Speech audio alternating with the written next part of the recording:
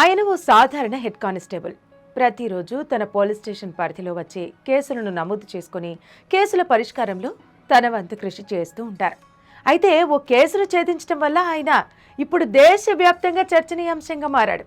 ఇందుకు కారణం ఆయనకు రాష్ట్రపతి శౌర్య పథకం వరించడం. ఆయన పేరు చదువు యాదయ్య. అసలు ఇంత ప్రతిష్టాత్మక అవార్డు వచ్చిందంటే ఆయన ఏదో పెద్ద కేసు ఛేదించి ఉంటాడని అనిపిస్తుంది కదా. కానీ అది ఒక చైన్ స్నాచింగ్ కేసు మాత్రమే. ప్రతిరోజు వందల్లో వచ్చే కేసుల్లో అదొకటి. అయితే కేవలం చైన్ స్నాచర్లను పట్టించినందుకు ఈ అవార్డు రాలేదు.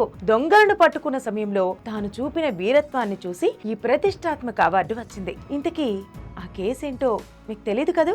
అయితే మనం 2022 సంవత్సరానికి వెళ్లాల్సిందే.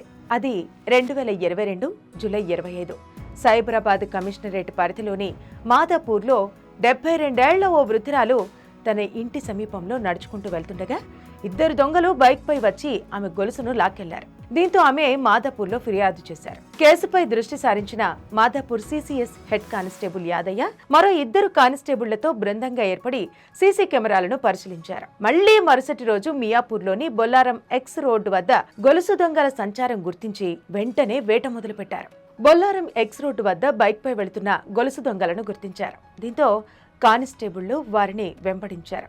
దొంగలను అడ్డుకొని అదుపులోకి తీసుకునేందుకు ప్రయత్నించారు.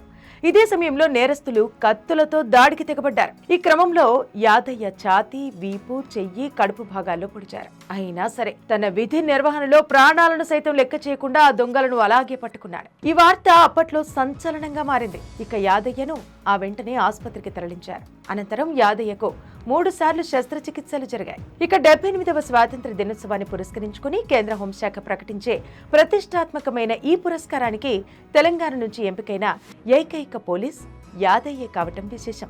ప్రాణాలకు తెగించి ధైర్య సాహసాలను ప్రదర్శించిన యాదయ్యకు రాష్ట్రపతి శౌర్య పథకం రావటం తెలంగాణకు నిజంగానే గర్వకారణం.